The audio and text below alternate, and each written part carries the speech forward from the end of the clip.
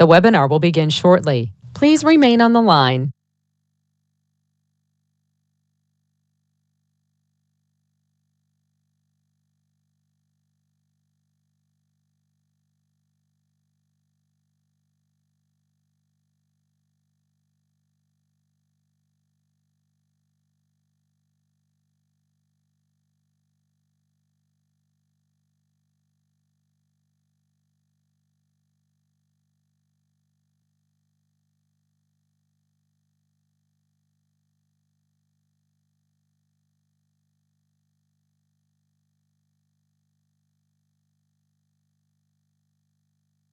The webinar will begin shortly. Please remain on the line.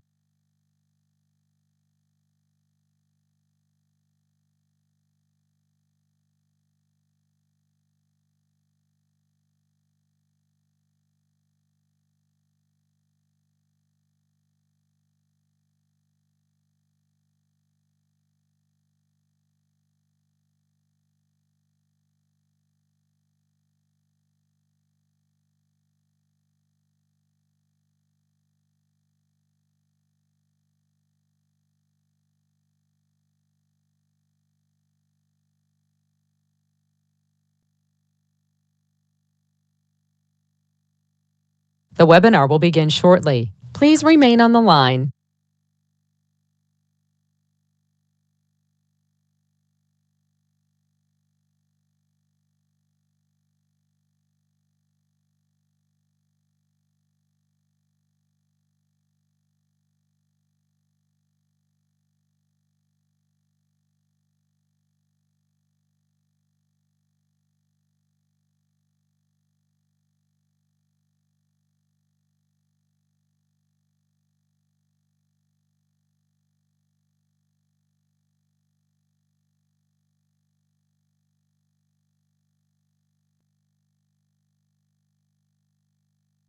The webinar will begin shortly. Please remain on the line.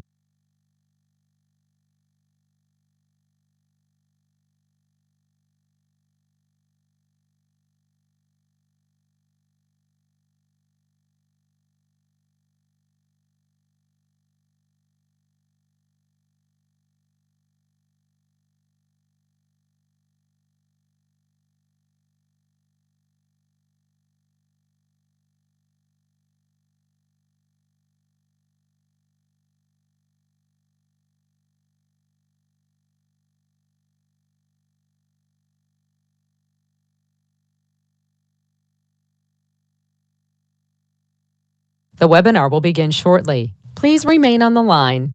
The broadcast is now starting. All attendees are in listen-only mode. I would like to call this meeting to order. Can we have the roll call, please? Yes. Chairperson Boschert. Here. Chairperson Bosch. Vice Chair McConnell. Here. Vice Chair McConnell is present. Commissioner Carpenter. Present. Commissioner Carpenter is present. Commissioner Calling. Present. Commissioner Calling is present. Commissioner Dunn.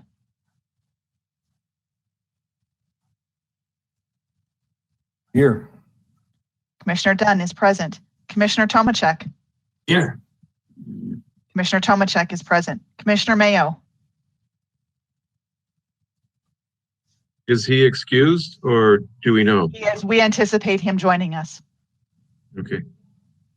Thank you. Commissioner Zhang.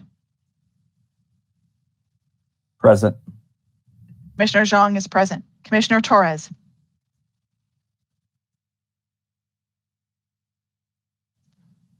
One more time, Commissioner Torres. Present. Thank you. Commissioner Torres is present. Roll call is complete. Thank you. And we have a quorum. If Commissioner Mayo does not show, then the first alternate will be voting tonight, and that would be James Young. So let's go ahead and proceed. Do we have a motion for consideration of preceding meetings minutes? That would be May 11th.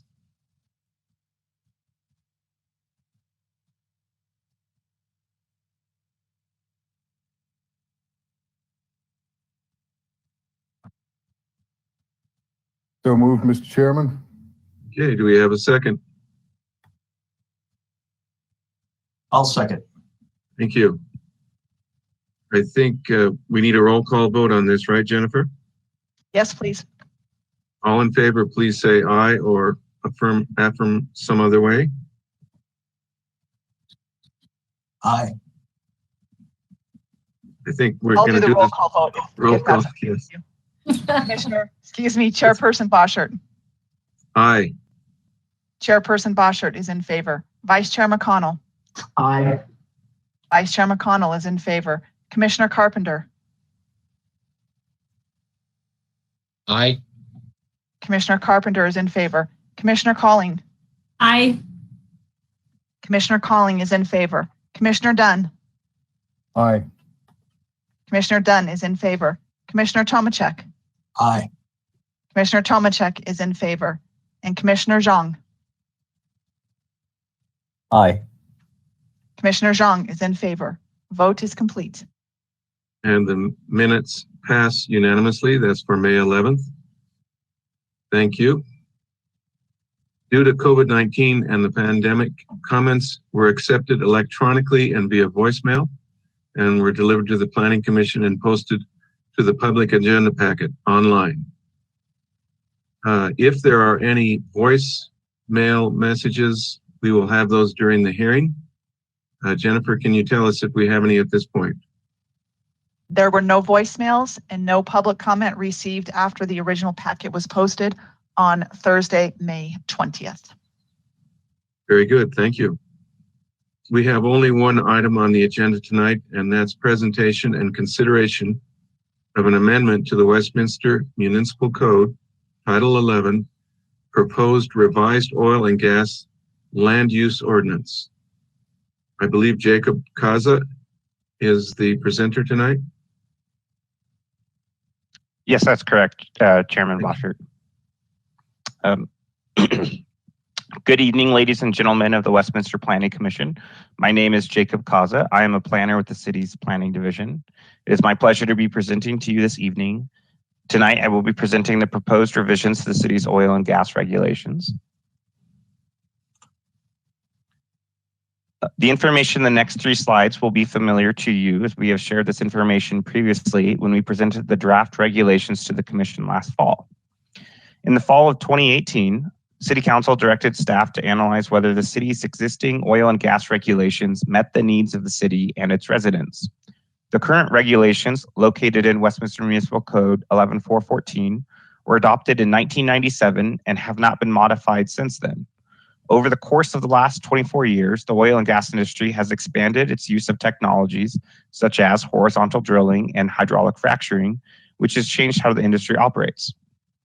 Also in 2018, the city received notice from the Colorado Oil and Gas Conservation Commission that an operator had filed for permits in and around Stanley Lake Regional Park. These applications, which have been withdrawn, highlighted some concerns that the community had regarding potential new oil and gas uses. Lastly, new state legislation has increased the city's ability to regulate oil and gas uses within our jurisdiction. The passage of Senate Bill 19-181, which amended the Oil and Gas Conservation Act, gives municipalities the authority to regulate the siting of oil and gas facilities. The City Attorney's Office identified the regulations developed and adopted by the City and County of Broomfield as a good model for the city to follow in its drafting of revised regulations. Having regulations that are similar to our neighboring jurisdictions will create a more level regulatory field for operators when they are looking for locations for oil and gas facilities. The city has hired Elizabeth Paraños of DeLone Law, Inc. to advise the city in its drafting of the new regulations. Elizabeth is with us tonight, and she will be available to answer questions that you may have after the presentation. City staff from 4 departments were part of the core team that reviewed and helped draft the proposed regulations. The city departments include the City Attorney's Office, Community Development, Parks, Recreation and Libraries, and Public Works and Utilities. Staff from the Fire Department and the city's risk management team have also reviewed specific sections of the code on emergency preparedness plans and insurance and financial security requirements. The largest change made to the proposed regulations is increasing the setback from 1,000 feet to 2,000 feet. This was the most discussed item from the public and was a specific request from City Council. Along with the increase to the setback would be measured from the property line rather than from an occupied building unit. This change is very consistent with the setback requirements of neighboring jurisdictions and the state. City Council also requested that they remain as the approval authority for oil and gas ODPs. Another request from the public and from City Council is to include tenants and business owners who rent in the notifications. That would be accomplished by mailing to all addresses within the mailing notification radius.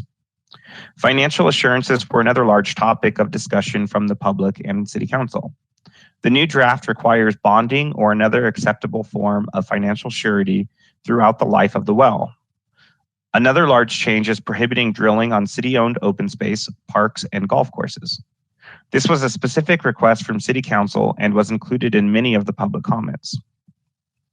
Two other changes are additional regulations for compliance with the Colorado Air Pollution and Prevention Control Act and including specific variance procedures for well setbacks. Staff believes that the proposed oil and gas regulations as currently drafted protect and minimize adverse impacts to public health, safety, and welfare in the environment. Thus, the proposed regulations support the visionary leadership, effective governance, and proactive regional collaboration city strategic plan goal. The process to adopt this code and review future oil and gas facilities will involve significant community engagement, which supports the vision, the vibrant, inclusive, and engaged community goal. Measures taken to ensure that oil and gas facilities have minimized adverse impacts to the community and the environment satisfy the beautiful, desirable, safe, and environmentally responsible city goal. The regulations would allow the development of oil and gas facilities while also protecting existing businesses and the community, which ensures the dynamic, diverse economy goal is met. Increasing the review fee and adding a provision to collect fees for third-party monitoring and reviews ensures that the financially sustainable government providing excellence and city services goal is met. Thank you for your attention, and the city staff would be happy to answer any questions that you might have. And then tonight, for staff, if I can get my mouse to go over the board here, we have Andrew Spurgeon, the principal planner for Long Range, Dave Losman, the city engineer,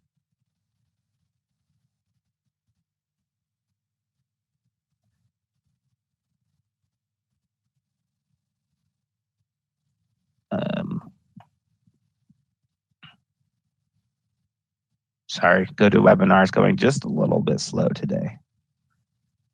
John McConnell, the principal planner for current development, Kristen Decker, the assistant city attorney, and Rita McConnell, the planning manager. And that is the end of my presentation, Chairperson Boschert.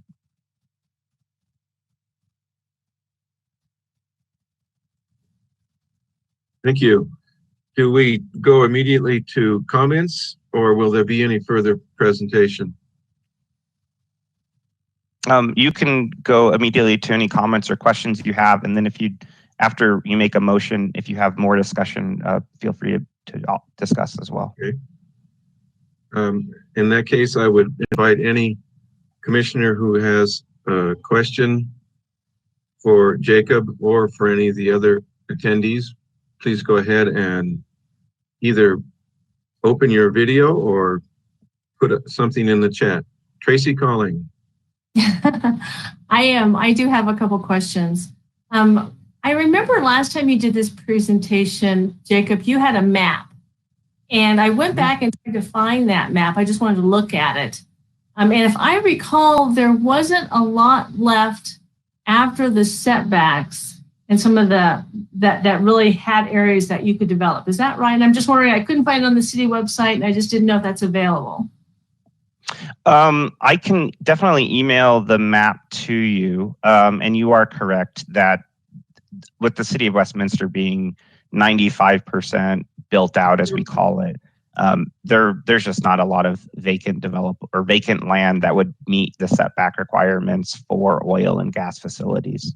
Right. So a lot of these regulations, they're substantially similar to, again, the COGCC regulations. I feel like they're very redundant, and that there's just not a lot of area that could be drilled in Westminster. It feels like a lot of regulations on top of some current state regulations that are very robust. And I think I said that last time as well. But I did want to ask one question. When I read through the code, the one thing I could not find was in the industry, they have something called a reverse setback.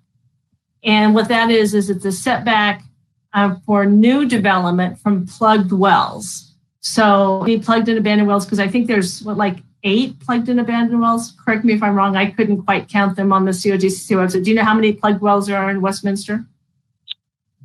I think your number might be correct. I don't have the number memorized. That sounds very cool. If those wells have to have any kind of maintenance done, it protects anybody that may want to do construction of new construction far enough back so it allows for somebody to get in and replug that well if it needed to.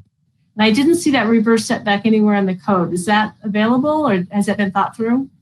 I do not believe we have that actual setback in there, and I think that would be something very valuable to add in. We don't have a specific setback for how far back a new development should be from a plugged and abandoned well. I think that might be a good idea. Mm-hmm. And that's all I had. Thanks. Thank you. Uh-huh. And Commissioner McConnell, I believe you had a question. Commissioner Boschert. The question I have for you, Jacob, is what feedback did we get from Colorado Oil and Gas Association and the American Petroleum Institute? Yeah, so in the fall, we did receive a set of red lines and commentary from the Colorado Oil and Gas Association. They had specific questions about just the way it was worded and formatted, and questions about how things were in there. And that was primarily before the state. I received their comments in August, and that was before the state actually ended up doing all of their new rulemaking and had all of that published and fully adopted. When I sent the new revised draft out this spring to them in March, I have not received any response back from them other than an acknowledgement that they received it for both the American Petroleum Institute and the Colorado Oil and Gas Association. Okay, thanks, Jacob. Okay, Jacob, I had a couple of questions. I want to get them in just to get them out of the way. One of the comments from the citizens that I saw several times was restricting flaring of gas. Is that something we control, and is that in these regulations? It is inside the regulations. We do not allow flaring of gas except for in cases of emergencies. So in the case where a well would blow, that's the only case they could flare gas. Okay. And my next question is, are these regulations retroactive? So if there's any active wells now, they would have to follow them, or would they be exempted? They are not retroactive. The city doesn't have any active oil and gas wells right now. So anything that's even in different states, they call them inactive, temporary abandonment and such. All of the wells that we have in the city, going off the COGCC's data, have all been plugged and abandoned. Great, thank you. And my last question, there's a comment in the public comments from Ellen Buckley, the chair of the Environmental Advisory Board, and she sent out a list of about 20 items that she was concerned about. Were any of those incorporated into the final regulations? Yeah, they were. So since the Environmental Advisory Board doesn't have the authority to make recommendations on most land use matters, they're limited to about 3 topics: hazardous waste, air quality, and stormwater quality. I did kind of advise them that if they wanted to make specific recommendations on this, they should make a public comment as a citizen. And so I did receive quite a few from the Environmental Advisory Board, and they had very good suggestions. Some of hers were about not allowing it in parks and open space, increasing the setback to match what the state had just published when we first released this draft. And she also had ones about plugging and abandoning wells and increasing notification to tenants. And so we have incorporated a lot of her ideas into this. And a lot of those were very similar with what City Council actually wanted when we took it to City Council at the study session back in November. Very good, thank you. And Commissioner Tomacek, I will let you go, but I first need to acknowledge that Commissioner Mayo has joined us. And Commissioner Mayo, would you like to check your mic and your camera for us, please? Sorry about that. I had some technical difficulties here. Okay, very good. And unfortunately, that means the first alternate will not be voting on this particular item. Sorry about that. Well, the first alternate heard more of this than I heard, so it'd probably be more fair for them to vote and for me to listen. Okay, if you want to, if you'd like to do that, we'll go ahead and go with that. So, yeah, then that will stand. Thank you, Commissioner Mayo. Commissioner Tomacek, it's yours. Thank you, Chairman Boschert. So one of the items that was added, which I think is a really good add to the rules, is excluding oil and gas development on our city-owned lands. Given the amount of available land that can have oil and gas wells on it, and excluding the publicly owned chunks of land, how much does that leave to be developed for oil and gas?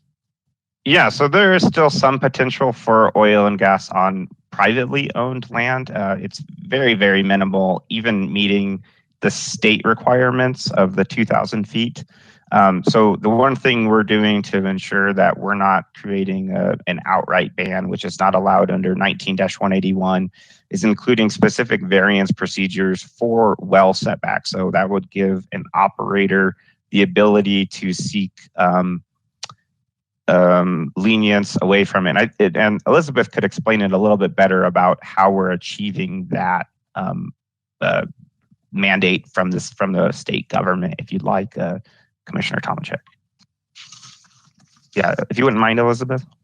Sure, I'd be happy to. Thanks, Jacob. So the rules do include a variance provision, and there's one that's specific to the 2,000-foot setback. And that provision is modeled on the COGCC variance provision that applies to its 2,000-foot setback. In addition, there's also 2 exceptions to the 2,000-foot setback where the setback wouldn't apply. And that is also consistent with how the COGCC 2,000-foot setback works.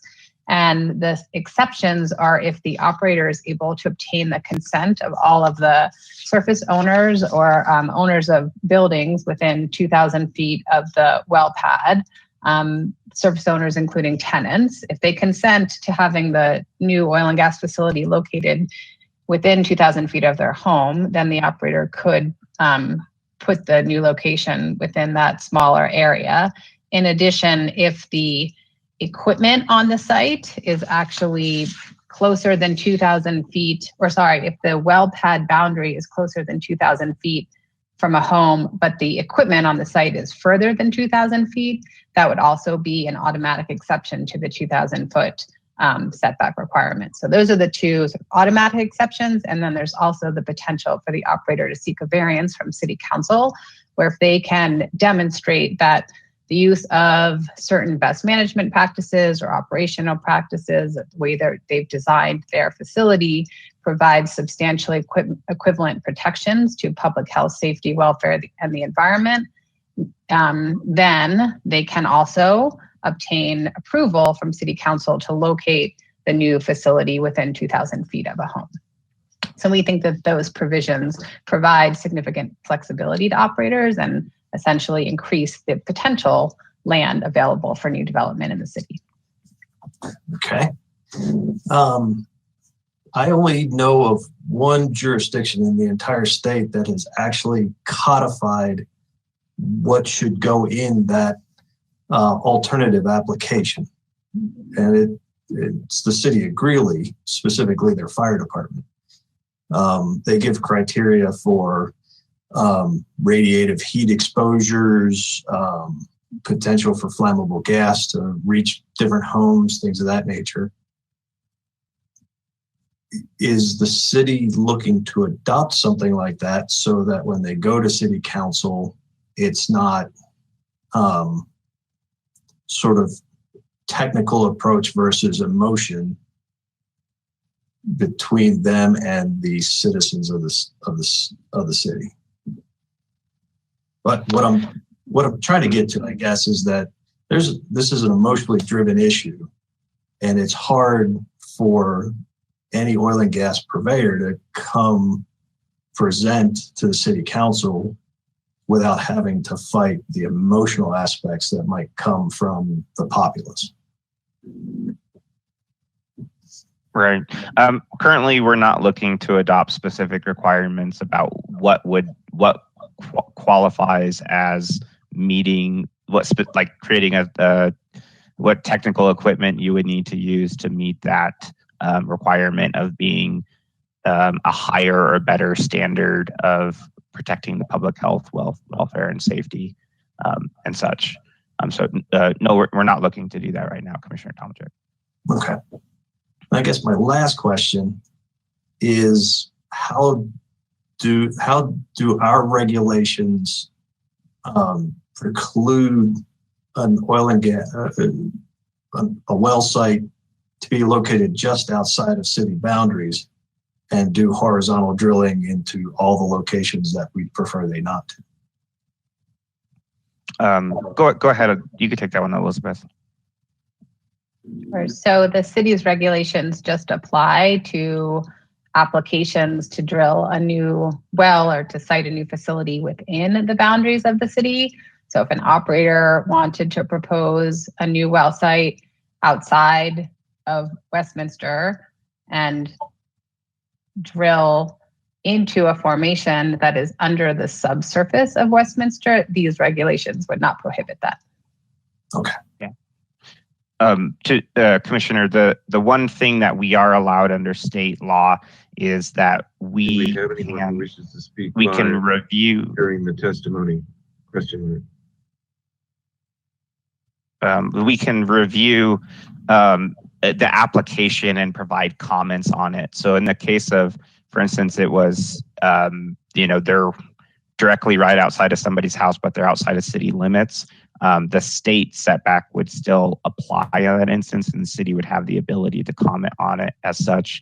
We do have a lot of enclave areas inside Jefferson County and Adams County that, not really in the Adams County side, that would be a potential, but potentially in Jefferson County, we could see some proximity there.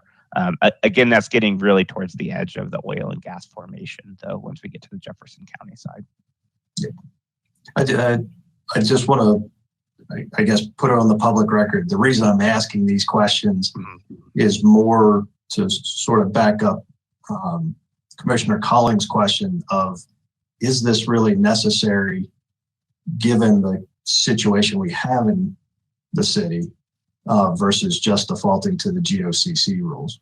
And that I'm very much with her that it seems like we're having regulation just to have regulation, that we're not necessarily being any safer by having them. And that's all I have. Thanks. Mm-hmm. Commissioner Carpenter, you are up. Great. Thank you, Mr. Chairman.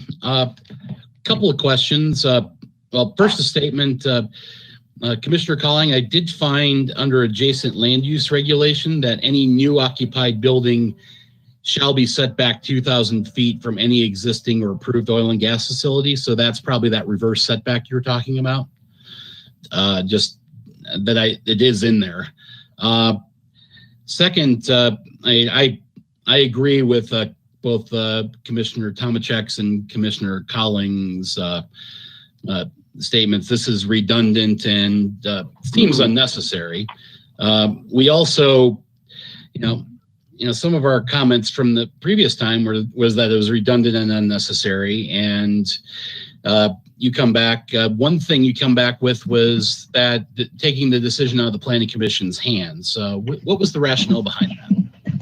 So actually, it was staff who wanted to put the decision for ODPs back into the Planning Commission hands, and we presented that to City Council. City Council wanted them to have the ultimate authority. We brought it up to them, and they asked why the Planning Commission would have the decision-making authority. So we took a quick straw poll at that study session, and the vast majority, if not all of the city councilor and mayors wanted them to be the decision makers.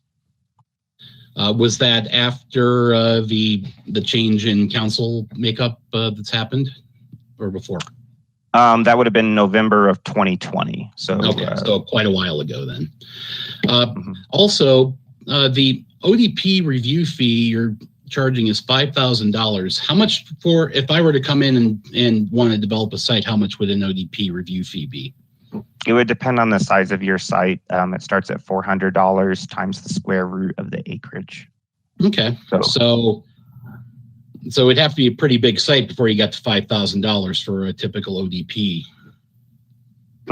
That's correct. And we believe that the oil and gas ODPs are a lot more complicated than most ODPs that we currently see, and we don't have the setups for them right now. So it would require us to consult with a lot of third-party consultants to assist us in some of the reviews of their plans, such as potentially hiring you can't see it on my side of the screen, a lawyer like Elizabeth. Yeah. Okay. I guess the other question is, if we're banning drilling on city properties, and the city property, and we may or may not, the city doesn't own the mineral rights there. Will the city be needing to pay that as a taking, since they're taking away the land operators' ability to use their land to their fullest extent? So we would only be restricting the use of the surface rights. We're not restricting the use of the mineral rights. So in the case of not allowing it in parks and open space, they would still be able to horizontally drill underneath. And Elizabeth has more information about this. I know we've asked her about it as well. Okay. Sure. Thanks, Jacob. I think you answered the question well. I mean, it's very different to prohibit a surface site, right, than to prohibit an operator from extracting their minerals. And as we know, the operators right now with current technologies are able to horizontally and directionally drill and access minerals from locations that are quite far away in terms of, vertical, just being directly above the minerals. And technology and technological innovation in the oil and gas industry changes quite rapidly, including drilling technologies. So what may not even be possible today with directional drilling and horizontally drilling in even a year or 2 years or 3 years could very well be possible. So, that does go to sort of the takings analysis, but we certainly think that there's opportunities for operators to access minerals underneath lands that are owned by the city in the current regulations. Okay, great. Thank you. Commissioner McConnell, you are up. Thank you, Commissioner Boswig. So first of all, Jacob, I think on attachment 3 for approval authority, the columns are reversed. Under existing city regulations, we have city council listed, and under proposed, we have planning commission listed. Oh, I apologize. That was That's my okay. mistake. There's no penalty points being applied tonight. Okay.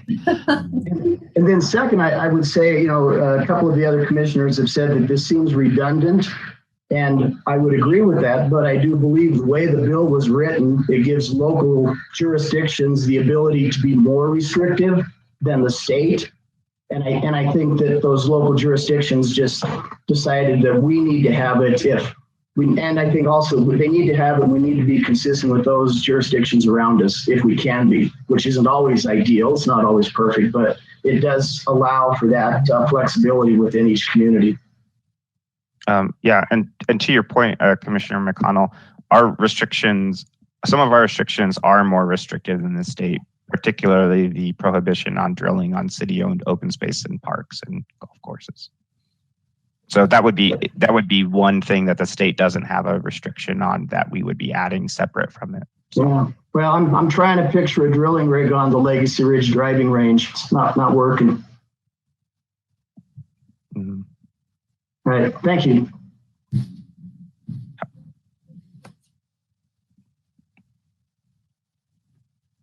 And Jacob, I would just like to clarify real quickly, the new regulations will have the city council being the final approval authority? Correct. So from the last draft we had, staff was proposing that the planning commission would approve the oil and gas ODPs, which is very consistent with the way the regulations are written with other types of ODPs. City council felt that they should be the ones to review and approve, or I guess they could also not approve an oil and gas ODP, and they asked specifically that they be made the decision makers on those applications. And so we have changed the draft to show that. Okay. Very good, thank you. And Commissioner Calling, you are up. I can't find my little hand to raise it, so I apologize. I keep popping in. I'm back to a comment that Commissioner Carpenter mentioned. That 2,000-foot setback is for active wells. So not the plugged and abandoned wells. Correct. I think that applies in this situation since that's all we have in Westminster. And, a lot of the regulations are similar. I actually went through and counted these plans. Almost every single one of these plans required are the same plans that the COGCC requires. So there is a lot of duplication. Yeah. So, I mean, you would be copied on, they would be public knowledge, you would be able to access them. So there's like 15 plans here that are exactly the same plans that the COGCC requires. And then relative to drilling on city-owned property, it's pretty difficult for an operator to drill on property when they don't have a surface use agreement. And it's hard to get a surface use agreement if the surface owner doesn't want you to have a surface use agreement. And so I understand that does protect public-owned lands, but if the city owns the land as a park, the city would have to sign a surface use agreement. So I guess that's not understanding that process. So it still feels redundant to me. Thank you. I understand. Yeah, and to one last thing for you, Commissioner Calling, we did want to include a lot of the same similar studies because if city council or the planning commission is going to be looking at an oil and gas ODP for approval, we think that they should have the same amount of information that they would be sharing with the COGCC. And largely, I think a lot of their studies will kind of just be copy and pastes, change the name of it and hand it to us. So. Understood. Thank you. Commissioner Mayo, did you have a comment or question? Yeah, I can't find my hand either. Just took my hand up. Thank you, Mr. Chairman. I just have a quick comment or kind of an observation. Reading through this packet probably, sensitized me a little bit, but I drove up to Greeley over the weekend and all of the wells and stuff were sticking out, like sore thumbs. I've made that trip before, didn't notice them until looking at this. And a couple of them looked like the guys could go fishing while they were drilling. I mean, that's how close they were in parks to water, to the shore. And I kind of commend Westminster for not wanting to go down that road. I mean, I assume that's Weld County, but literally 50 feet from the shore of one of their lakes in a park was a drilling platform. It just seemed bizarre, and I probably wouldn't have noticed it until this. That's all. I just had a kind of an observation, and thank you guys for going down this road.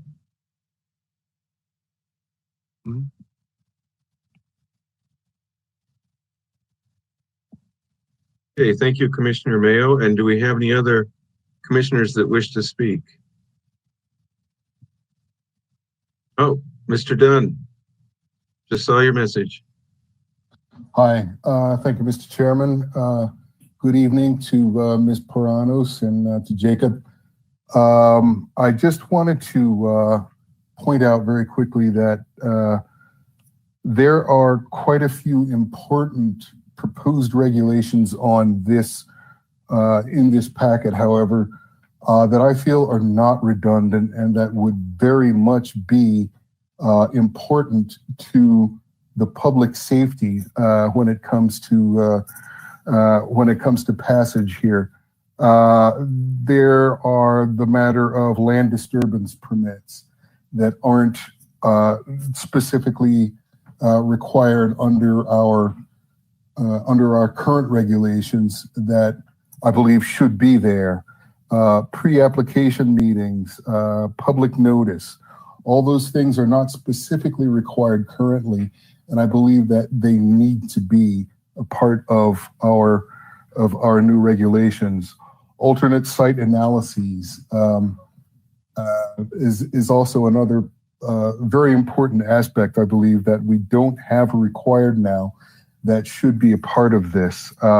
Noise and vibration mitigation plannings, recreational impacts, light and dust mitigation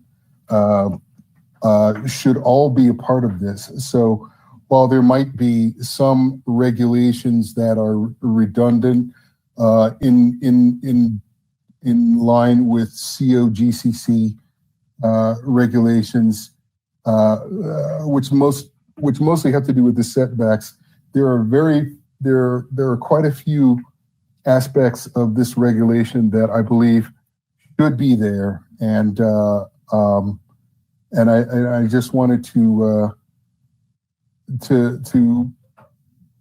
emphasize that we are as a part of these new regulations. These are very important aspects. Thank you.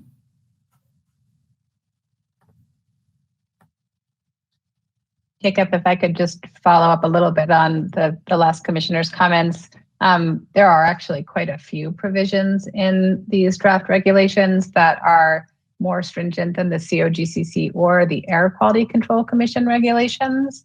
Just to point out a few of them, in the groundwater sampling analysis plan, the operator has to monitor annually for groundwater contamination for certain sources, which is actually that exceeds the COGCC requirements. It's just periodic monitoring for groundwater contamination post hydraulic fracturing. That's just one. There's also a requirement that the operator provide a risk analysis. That is not something that COGCC requires. There's specific location requirements for both the types of pipelines that COGCC regulates, which are off-location flow lines and crude oil transfer lines. COGCC does not include those kind of location requirements in its rules. And there's also location requirements for gathering lines, which are lines that are regulated by the Public Utilities Commission and the Federal Pipeline Hazardous Materials Safety Administration. Neither of those entities have location requirements either. There's also a safety management plan that the operator needs to provide, and that is also not something that COGCC requires. And then to reduce air emissions, there's a number of additional requirements that are required, including a prohibition on venting other than for emergencies that goes beyond what either the AQCC or the COGCC requires, as well as quite a few additional requirements. So those are just the ones that are at the top of my mind. If I went through and did a compare, I think I would find quite a few more. So I just wanted to note that. And I think one of the commissioners also mentioned previously, and I just wanted to concur, that SB 19181 made it clear that not only could local governments regulate more stringently than COGCC, but also that the local governments are an independent regulator and have the ability to require their own permit. That is a wholly separate requirement from the operator obtaining a permit from the COGCC. And that permit can apply to both the location as well as all of the operational requirements that apply to the well. So it's it's, local governments do have this clear authority to require their own permit and require their own conditions on that permit. And so just to note that that is something that, it's that authority in part that Westminster is implementing with these regulations. Thank you, Ms. Paranos. I believe that wholeheartedly. Senate Bill 19-181 sort of set a floor and not a ceiling for municipalities. Is that correct? Legally speaking? That is correct with respect to the regulation of surface impacts. There is still some limited local authority with respect to downhole operations, and we have certainly tried not to regulate downhole activities with these regulations. But you are correct with respect to surface impacts. Thank you. Thank you, Commissioner Dunn. And we have Commissioner McConnell. Thank you, Commissioner Boschert. I'm pretty sure this is my last one. So based on the discussion we just had from Elizabeth and Jacob and Mr. Dunn, would it make sense to attachment 3 to have a column for what the COGCC requirement or the air quality requirements must be or are current, I want to say that, compared to what Westminster is doing, so people can see at a glance that it is, and if they're interested and compassionate about it being more stringent, then they're able to see that. Because unless they're an oil and gas drilling wonk, they're not going to know this stuff without really having to research it. It probably does make sense to do that. I think I can. I have a tight turnaround for city council. I have to have my packet done on Thursday. Yeah. But I do think that would be a very valuable piece of public information, Commissioner. All right, thank you. Thank you, Commissioner McConnell. And Commissioner Tomacek. I think the one last thing I'd like to say is I don't disagree with the rules that you're putting up. I don't have any issues with the city adopting. I have an issue with redundancy of rules and so on.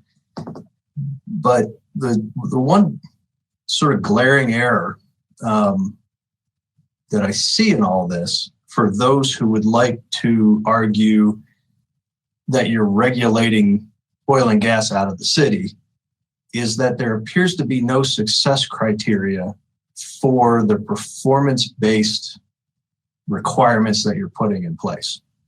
As one example, you have a risk analysis requirement, which is actually great. Most oil and gas places do that, but they have their own baselines for what that risk looks like. The city doesn't have those criteria. So it leaves it very much open for the city council or the initial evaluators within the city staff to say that an oil and gas facility hasn't met the criteria when we don't have any criteria for them to meet. So it becomes somewhat of a circular argument. I would encourage the staff and the city council to establish what that criteria might be so that everybody's on an even ground arguing both for and against it. Thank you.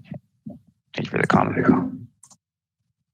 Thank you, Commissioner Tomacek. Are there any other commissioners who wish to speak?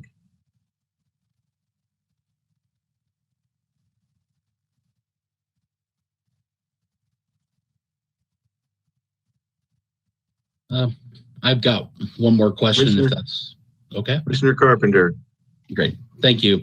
I'm not sure who to address this to, but we did get a large packet of comments from the public, and very few of them had a name and address. Some did, but do we know how many of those comments were actually from residents of Westminster, or or if they're from outside of town? If they did not provide a specific address or self-identify as a City of Westminster resident, no, I do not. All right. Well, that seems like a big failure on our part, because when we back in the old days, when we had in-person hearings, we used to have everybody would state their name and address for the record. So if somebody is coming from us from out of town, then they know that they're perfectly welcome to speak, but we know who are the residents and who aren't. It seems like that would be a pretty important thing to note for future meetings. Yeah, so Commissioner Carpenter, since there is no public hearing, this is a legislative process to adopt it. Usually you require the address for public testimony to testify who you are and identify yourself. So hypothetically or realistically, you have no responsibility to actually look at that comment and evaluate it when you make your decision, and neither does City Council. This is a purely legislative matter, and so it's not a public hearing. Okay. So those are just public comment, and we wanted to show that we have been reaching out to the community, and we did want to share what the community has said.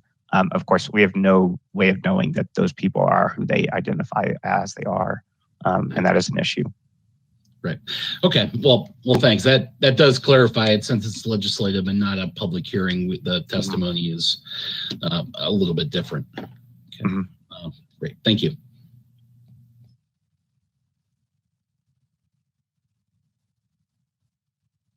Okay. Thank you, Commissioner Carpenter. And since I see no one else has signed up to speak, I'm going to assume comments are finished from commissioners, and I'm going to open the public testimony at this time.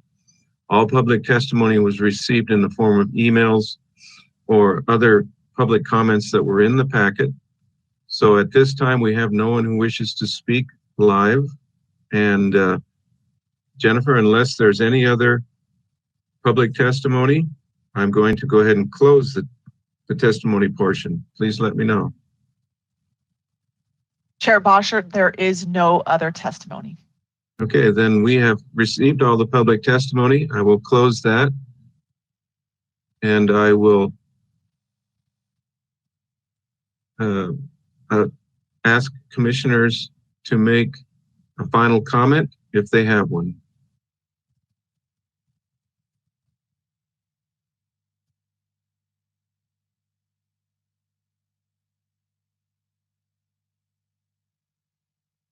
And I need to let you know, as staff, you also have an opportunity to make final comments at this time.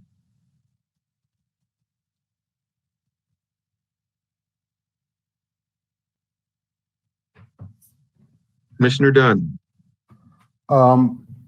If there is no other commissioner who would like to make a final comment or staff member to make a final comment, I would just like to hear a basic summary from Ms.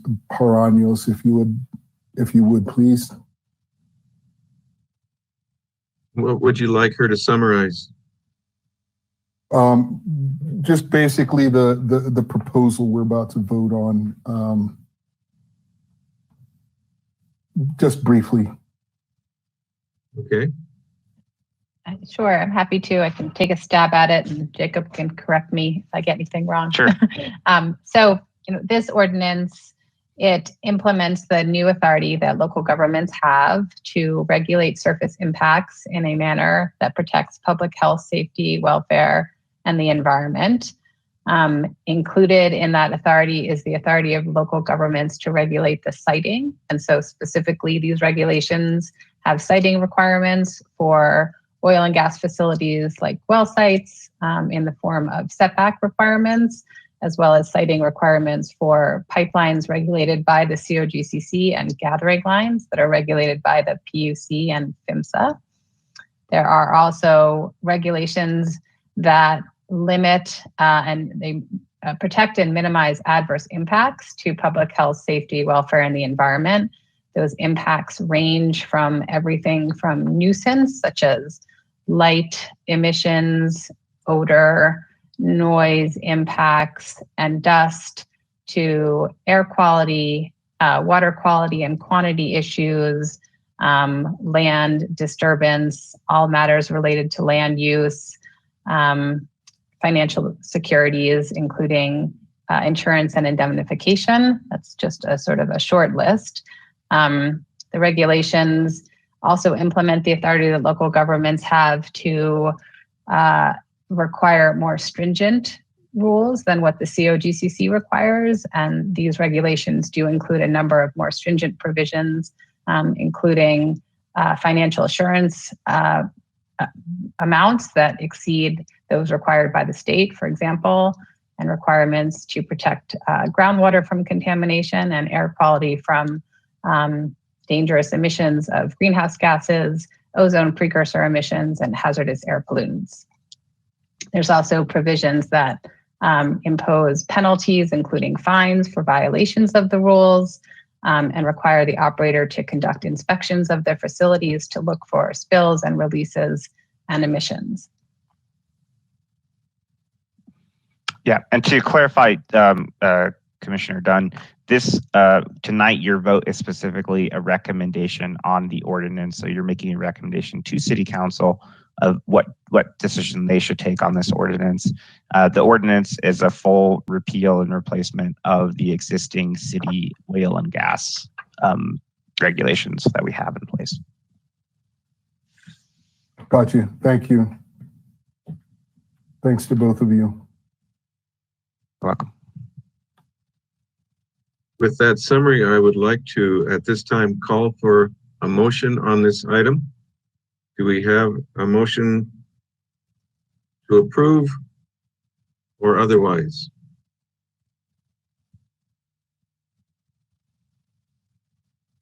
Commissioner Dunn. Yes, Mr. Chairman, I would like to move that the Planning Commission recommend approval to the City Council of the proposed amendment to the Westminster Municipal Code, which revises the oil and gas land use regulations within Title 11.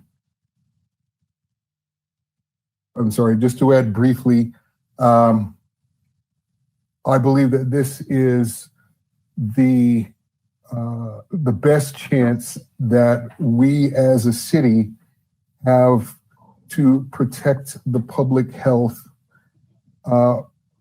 We know that it's not possible for us to outright ban oil and gas development within our limits, and that would get us in trouble with the government anyway. But this is the best chance with SB 19181. With their allowance of municipalities to protect themselves, this is the best chance that we have to do so, and I believe that we should take full advantage of it. So that's my 2 cents. Thank you. Thank you. Do we have a second to the motion?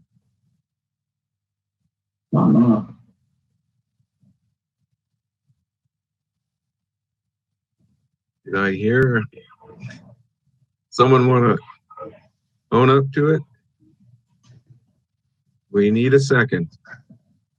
Yeah, Commissioner, that was me telling my dog, not now. Okay. Not listening. Anyway, I would second the motion. Thank you. You're welcome.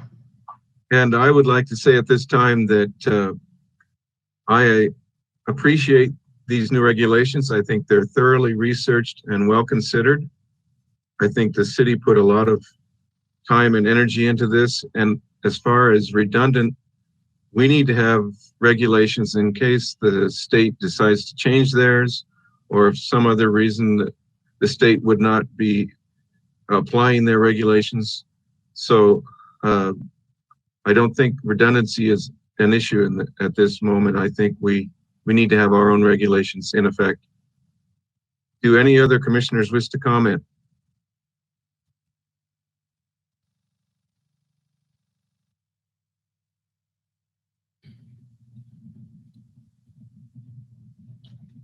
Commissioner Carpenter. Thank you, Mr. Chairman. I just want to comment that I will be voting no on this proposal. This is redundant. This will do bupkis to affect public health. As we already know, there's very little, if any, opportunities for drilling here to begin with. And we already have SB 19181, which allows local governments to regulate, but just because you're allowed to regulate something more stringently doesn't mean that you necessarily need to. And I appreciate staff and outside counsel did put a lot of time and spend a lot of money, city money, putting this together. But at the end of the day, I'm going to be voting no because I don't think we need it. Thank you.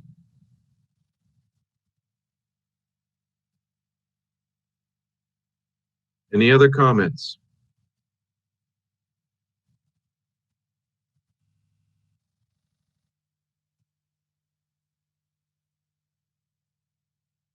Seeing none, I will ask that we call the question. Can we get a roll call, please? Yes. Chairperson Boschert. Aye. Chairperson Boschert is in favor.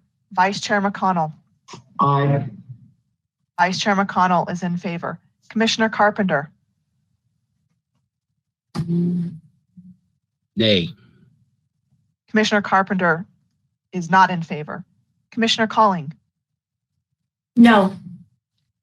Commissioner Calling is not in favor. Commissioner Dunn. Yes. Commissioner Dunn is in favor. Commissioner Tomacek. Aye. Commissioner Tomacek is in favor. Commissioner Mayo is abstaining. Commissioner Zhang. Yes. Commissioner Zhang is in favor. Vote is complete. Thank you. The measure passes by a 5-2 vote. Do the no votes wish to comment?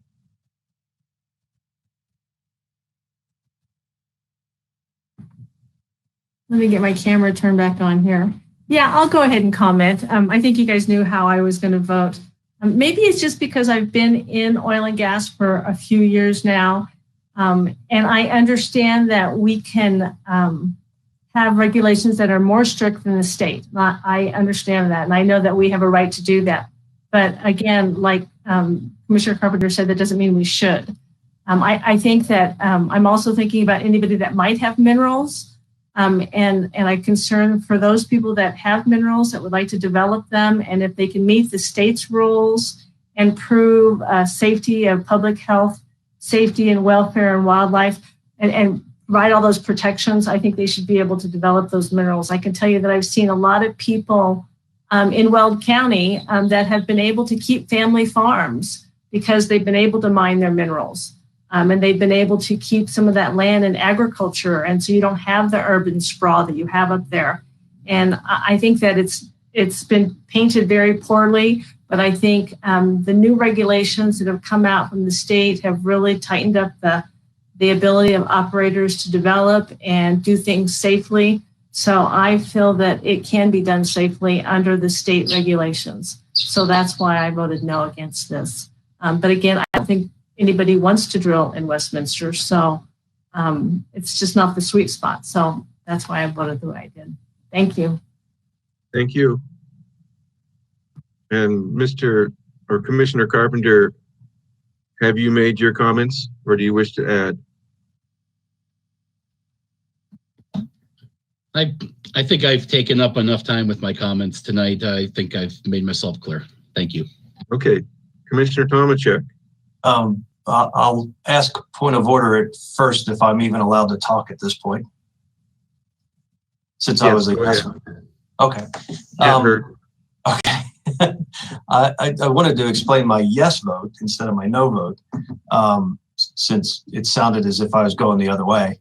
I do agree with the other committee members that the city has the right to regulate I personally believe it's inevitable we're going to end up with a set of rules here in the city, regardless of how this particular group votes. That said, I don't want to make it sound as if I'm being belligerent, but I do, having worked in the industry, much like Commissioner Colling, that I foresee challenges to all of these laws similar across the state, simply because they've become so regulatory and so overbearing that the oil and gas industry is going to challenge them and likely win, in my opinion. So again, I want to reinforce that if we're going to adopt these laws, anything that's performance-based, risk-based, et cetera, we need to have standards so that we have a defense against any challenges that might come up. I can't reinforce that enough. Good point. Thank you.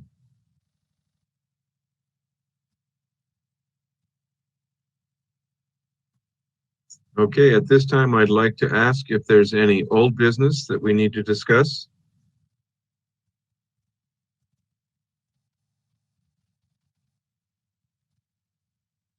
And before I go on, I want to thank all of the staff who made the presentation. We appreciate your insight and your hard work. Do we have any miscellaneous business that needs to be addressed?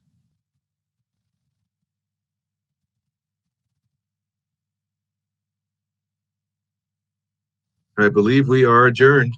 Thank you, everyone. Thank you, Jennifer. Thank you, everyone. Good night. Good night. Good night, everybody. Thank Good you. night. Good night.